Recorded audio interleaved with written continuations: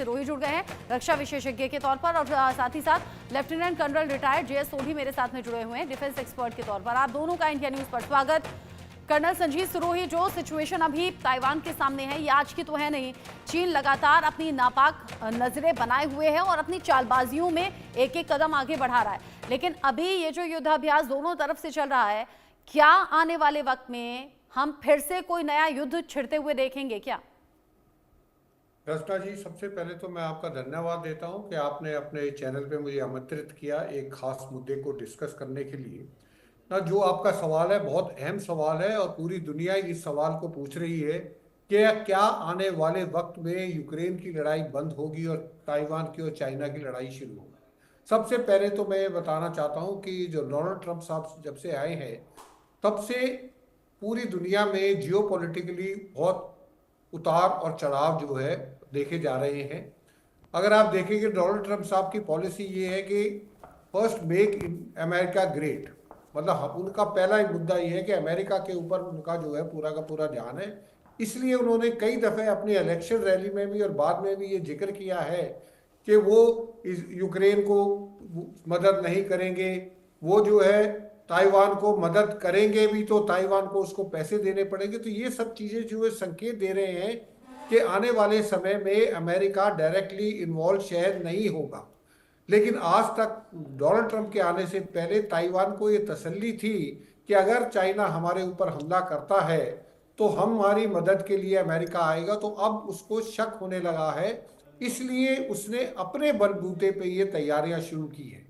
ये जो क्राइसिस है ये 3 दफे पहले भी हो चुका है और ये जो ताइवान स्टेट है उसके ऊपर, और अब चाइना बार बार हर 8वें 10वें दिन कोई ना कोई बड़ी एक्सरसाइज चाइना के चारों तरफ करता है, उसके ताइवान के चारों तरफ करता है, उसको डराने के लिए, जैसे आपने बताया, उसको धमकाने के लिए और ये बताने के लिए कि जिस दिन मैं हमला करूंगा उस दिन आप कुछ नहीं कर पाएंगे।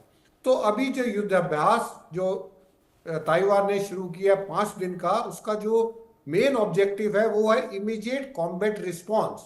मतलब वो अपनी फौज को, अपने एयरफोर्स, नेवी और आर्मी को ये प्रैक्टिस करा रहा है कि अगर चाइना का हमला एकदम होता है तो हम किस तरीके से अपनी फौज को मोबिलाइज करेंगे। क्योंकि ये देखा गया 1971 की जब लड़ाई इजिप्ट और इजराइल की हुई तो इजिप्ट ने भी यही तकनीक अपनाई थी। उन्होंने एक्सरसाइज करते बहाने करते करते वो स्विस कनाल तक पहुंच गए थे और मिलिट्री एक्सरसाइज को उन्होंने एक मिलिट्री ऑफेंसिव में तब्दील कर दिया था। यही चाइना की भी मुझे टैक्टिक्स लग रही है कि वो ये ड्रिल करे जा रहा है ये दिखाने के लिए कि नॉर्मल ड्रिल है और किसी दिन नॉर्मल ड्रिल करते करते वो ताइवान के ऊपर हमला बोल देगा। तो उसको मद्देनजर रखते हुए अब ताइवान ने अपना जो इमीडिएट कॉम्बैट रिस्पांस जो किया है, उसमें सबसे पहले तो उसने देखा है कि ये जो चाइनीज जो वॉरशिप्स हैं ये किसी तरह जो उनका कैपिटल है तेईपी वहां तक ना पहुंच सके, और वो उसके लिए उन्होंने अलग अलग तरह के ऑब्स्टिकल्स लगाए हैं। पहला ऑब्स्टिकल उन्होंने लगाया है जो उसका तेपती रिवर है उसकी इमीडिएटली जहां पे वो गिरती है समुद्र में, वहां पे उन्होंने फर्स्ट ऑब्स्टिकल लगाया है जिसमें ऑयल बैरल्स है, फ्लोटिंग प्लेटफॉर्म है, ताकि चीनी जो पानी के जहाज है जब वो उसमें एंटर करे तो उसको वहीं पे रोका जाए। फिर सेकंड लाइन ऑफ डिफेंस उन्होंने थोड़ा अंदर जाके करी है जिसके अंदर TNT ऑयल बैरल लगाई गई है कि अगर बाय चांस पहले ऑब्स्टिकल को पार करके दूसरे ऑब्स्टिकल तक अगर पानी चीन के जो जहाज पानी से वहां तक पहुंच जाए तो उनको TNT से बर्बाद किया जाए। इसके अलावा हेलीकॉप्टर्स को ऊपर लगाया गया ये देखने के लिए क्या क्या मूवमेंट है, और उनके जो ग्राउंड फोर्सेस है जिसमें टैंक शामिल है, आर्मर्ड व्हीकल शामिल है, वो तैनात किए गए कि जहां पे भी जरूरत पड़ेगी उनको जो है भेज दिया जाएगा। तो ये पूरी की पूरी जो युद्ध अभ्यास चल रहा है ताइवान के तरफ से, ये एक डिफेंसिव युद्ध अभ्यास है, इसमें कोई ऑफेंसिव लेकिन इस डिफेंसिव युद्ध अभ्यास में जिसका जिक्र आपने शुरुआत में ही किया कि चीजें बदली हैं, जो बाइडेन की जगह अब डोनाल्ड ट्रंप हैं। कर्नल सोढ़ी, आप इस पूरी सिचुएशन को कैसे देखते हैं? क्योंकि पिछले कुछ साल में जब जब इस तरह की चीजें सामने आई, जो बाइडेन ने खुलकर ताइवान का समर्थन किया, अमेरिका ताइवान के साथ में खड़ा हुआ नजर आया। लेकिन आज डोनाल्ड ट्रंप हैं, माना तो जा रहा था कि वो इजरायल और गाजा के बीच में युद्ध रोक देंगे, लेकिन सिचुएशन वैसी दिखी नहीं। रूस यूक्रेन में युद्ध रुकने की सिचुएशन बताई जा रही थी, वैसा भी कुछ नहीं हुआ। अब यहाँ ताइवान के सपोर्ट में क्या अमेरिका होगा? जय हिंद रचना जी, ये मेरा सौभाग्य कि मैं आपके न्यूज चैनल विख्यात को पैनलिस्ट के साथ हूं। 28 अक्टूबर 2023 को ताइवान में एक ओपिनियन पोल हुआ था जिसका शीर्षक था क्या जंग के वक्त अमेरिका ताइवान की मदद करेगा। उसमें 61% ताइवानी नागरिकों ने कहा कि अमेरिका हमारी मदद नहीं करेगा यदि चीन हम पे हमला करता है। ये ओपिनियन पोल तब हुआ 2023 में जब राष्ट्रपति अमेरिका के जो बाइडेन थे। आज के समय में अगर ऐसा ओपिनियन पोल होगा रचना जी, तो उसके आंकड़े बहुत ज्यादा होंगे जो ताइवानी नागरिक कहेंगे कि अमेरिका हमारा समर्थन नहीं करेगा। 3 फरवरी 2023 को अमेरिका खुफिया एजेंसी CIA के डॉक्टर विलियम बर्न्स ने बयान दिया कि चीन ताइवान पे 2027 पे हमला करेगा। पिछले साल 28 अक्टूबर 2024 को एडमिरल सैमुअल पपारो, जो कि अमेरिकी सेना के इंडो पैसिफिक कमांड के कमांडर हैं, उन्होंने बयान दिया कि दुनिया के इतिहास में सबसे बड़ा कोई देश अगर अपनी सैनिक तैयारी कर रहा है तो वो चीन है। और यही एडमिरल ने इसी साल 13 फरवरी को कहा कि चीन के जो सैनिक अभ्यास हैं वो महज सैनिक अभ्यास नहीं है, वो पूर्ण रूप से युद्ध की तैयारी है।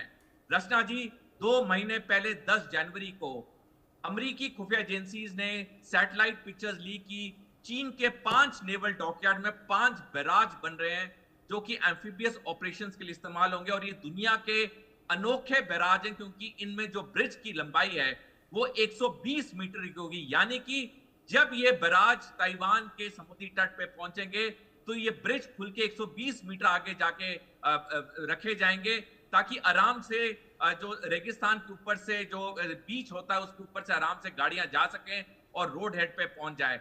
यानी कि सारे हम टाइमलाइंस देखें तो एक बात साफ और स्पष्ट है कि चीन ताइवान पे हमला करेगा। और दूसरी बात एक और स्पष्ट है, अमेरिका डोनाल्ड ट्रंप के नीचे ताइवान की मदद नहीं करेगा। अगर मदद करेगा, पैसे देगा, हथियार देगा, उसका वसूली कर लेगा, जैसे अमेरिका ने यूक्रेन के साथ किया, हथियार दिए, पैसे दिए, एक भी सैनिक नहीं दिया और अब मिनरल डील कर ली। मेरे कहने का मतलब है वक्त ताइवान के लिए बहुत कम रह गया है। ताइवान को अपनी तैयारी खुद करनी होगी। ताइवान को कुछ देशों के साथ मिलिट्री अलायंस बनाना होगा क्योंकि मिलिट्री अलायंस ही चीन के विस्तारवाद को रोक सकता है। अभी 2 दिन पहले फिलीपींस के सेना अध्यक्ष ने कहा कि वक्त आ चुका है जब एक मिलिट्री अलायंस बनाया जाए जिसमें भारत भी हो। यह बहुत जरूरी है रचना जी, क्योंकि अमेरिका पे भरोसा करना बिल्कुल घातक सिद्ध होगा क्योंकि पिछले 1 दशक में अमेरिका ने अपने किसी दोस्त देश की मदद नहीं की है। कहीं पे सैनिक नहीं भेजे हैं। अब आपने कहा कि अमेरिका पर भरोसा करना ये खतरे से कम नहीं, लेकिन सवाल ये भी है कर्नल सिरोही कि अगर अमेरिका साथ नहीं देता है तो ताइवान कहां स्टैंड करेगा चीन के सामने? कद में तो काफी छोटा है।